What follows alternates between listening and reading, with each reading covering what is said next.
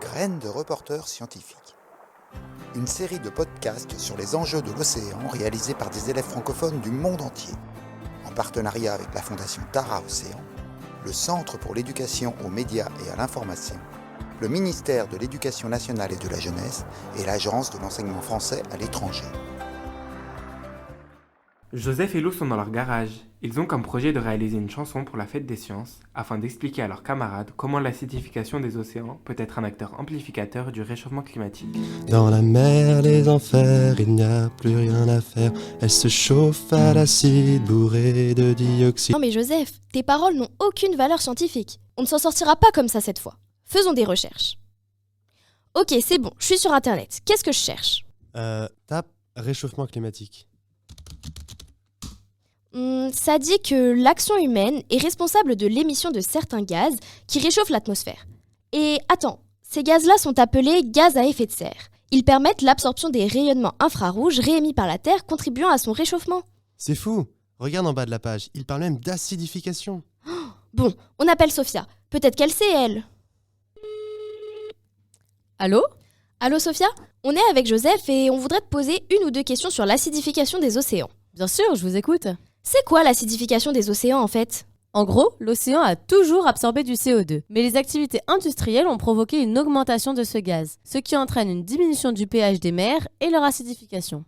Ok, mais est-ce que c'est grave ? Plutôt oui, la biodiversité est bouleversée et cela influe sur le climat. Ah oui, mais en quoi c'est lié ?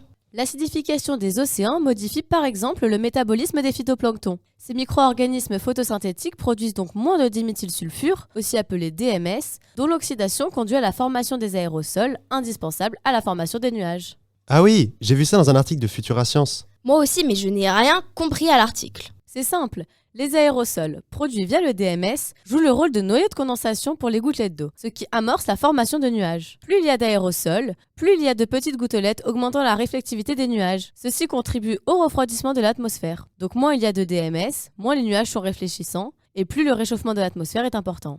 C'est un peu compliqué quand même.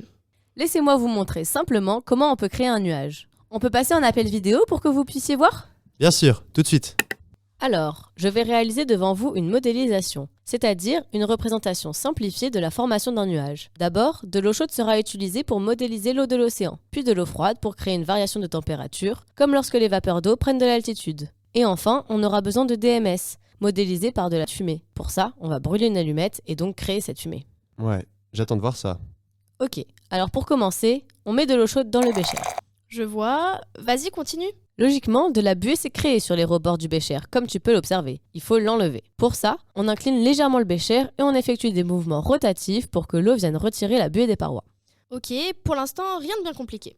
Exact. Ensuite, on pose par-dessus ce bécher un cristallissoir contenant de l'eau froide et des glaçons pour créer la variation de température. Alors écoute, maintenant, on allume l'allumette qu'on insère ensuite par le bec verseur dans le bécher, qui est donc la seule ouverture disponible si tu as bien suivi mon montage. D'accord, mais l'allumette va s'éteindre, non ?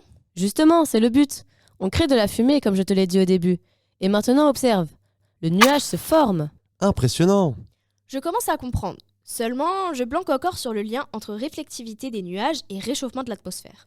Pour faire simple, les nuages réfléchissent l'énergie solaire en augmentant l'albédo. Attends, c'est quoi l'albédo ? L'albédo, c'est la capacité d'une surface à réfléchir l'énergie solaire. Plus les surfaces sont claires, plus elles sont réfléchissantes. J'ai compris. L'augmentation du CO2 dans l'atmosphère acidifie l'océan, ce qui amplifie ce réchauffement, car un pH plus acide influe sur les phytoplanctons qui libèrent moins de DMS. Mais sans eux, pas de nuages. Ainsi, l'albédo diminue et la température de l'atmosphère augmente. Exactement. Et c'est ça le problème. La disparition des nuages est un phénomène amplificateur du réchauffement de notre planète. Parfait. On peut maintenant finir la musique. L'océan s'acidifie, s'embête ceux qui vivent, qui produisent moins de diméthyl, les nuages en déficit. L'albédo en souffre aussi, ces facteurs reliés ainsi sont en fait à l'origine d'un réchauffement soudain.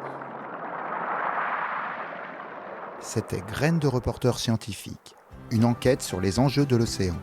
Retrouvez tous les podcasts audio et vidéo sur la plateforme lesdessous de l'océan.fondationtaraocéan.org.